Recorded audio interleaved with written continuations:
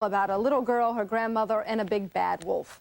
But for some people, one version of that story and the illustrations that accompany it are questioned as unsuitable for children. Why was Little Red Riding Hood banned? Who has the right to choose what your children read in school? Book banning 90s style, today on A Closer Look.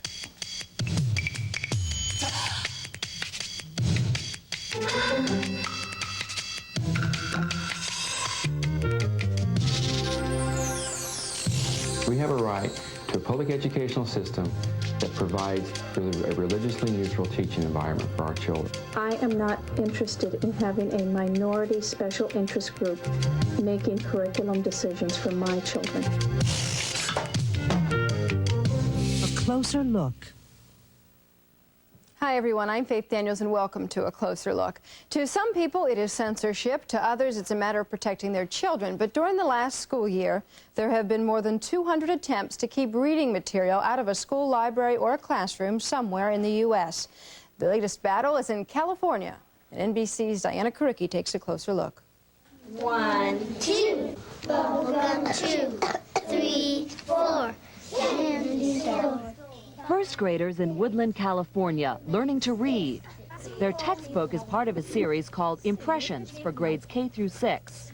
Their teacher says it's the best she's taught with in 20 years. It's presented in a way that kids want to learn to read, love to do reading every day.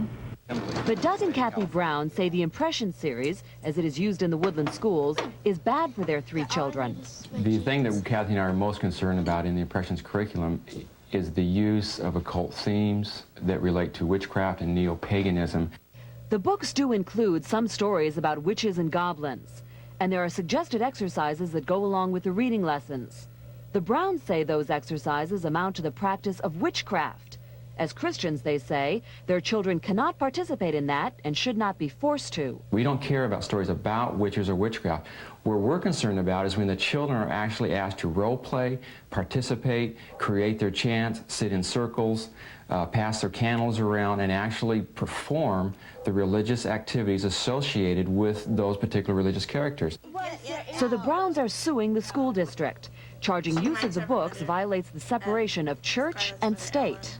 The district is very aware, as am I, that you cannot be teaching religion in public schools. There is not a teacher using the Impression series who is advocating any type of religion. Margaret Grissom says the Impressions textbooks have helped her 2 children learn to love reading. She and several other Woodland parents have joined the school district in fighting the lawsuit. They say it's an attempt at censorship. I am not interested in having a minority special interest group making curriculum decisions for my children. The Browns say it's a case of religious freedom. We have a right to a public educational system that provides a religiously neutral teaching environment for our children. While both sides wait for a judge's decision, the Woodland schools continue to use the Impressions series. For a closer look, Diana Karicki, NBC News. This is the American Library Association's Banned Book Week, and coming up, the battle over Little Red Riding Hood. But first, we're going to show you a question about it, and we'll have the answer when A Closer Look returns.